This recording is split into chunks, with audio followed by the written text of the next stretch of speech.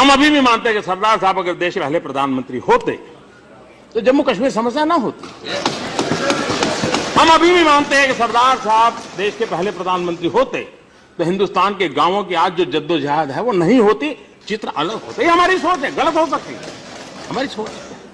लेकिन इस बात में कोई मतभेद नहीं हो सकता है कि सरदार साहब ने 500 से ज्यादा रियासतों को एक किया, इसमें कोई मतभेद नहीं हो सकता।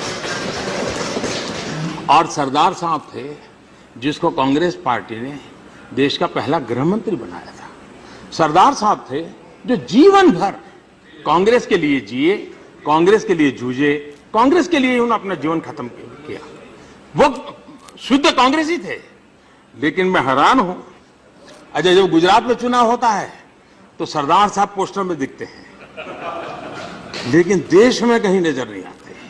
आप ही की पार्टी के थे भाई, क्या तकलीफ है आपको?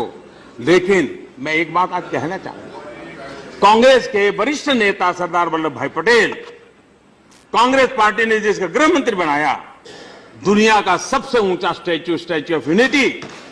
मैं आग्रह करूंगा कांग्रेस के वरिष्ठ नेता कम से कम एक बार जाकर के जरा श्रद्धा सुमन देकर के आ जाए। सरदार साहब कांग्रेस के थे, आप ओन कीजिए ना, आप ओन कीजिए।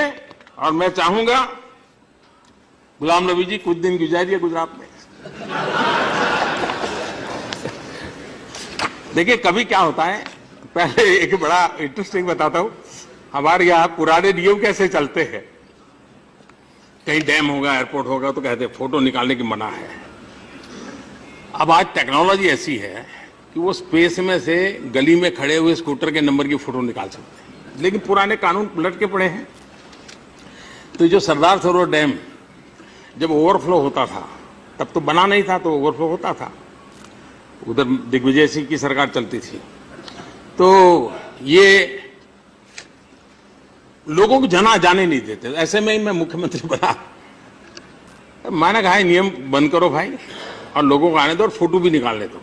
शुरू किया, फिर ये तय किया कि अच्छा टिकट रखा थोड़ा, ताकि थोड़ा हिसाब किताब रहे, लोगों का पार्किंग की व्यवस्था हो। फिर ये कहा कि जब 5 लाख नंबर होगा, जो 5 लाख विजिटर होगा, उसको हम सम्मानित करेंगे। और मुझे खुशी से कहना है कि जो 5 लाखवां नंबर का इनाम प्राप्त करने वाला बारामूला का कपल था, जो शादी के बाद निकला था और वहां उसने फोटो निकली। देखिए चीजों को कैसे बदला जा सकता है।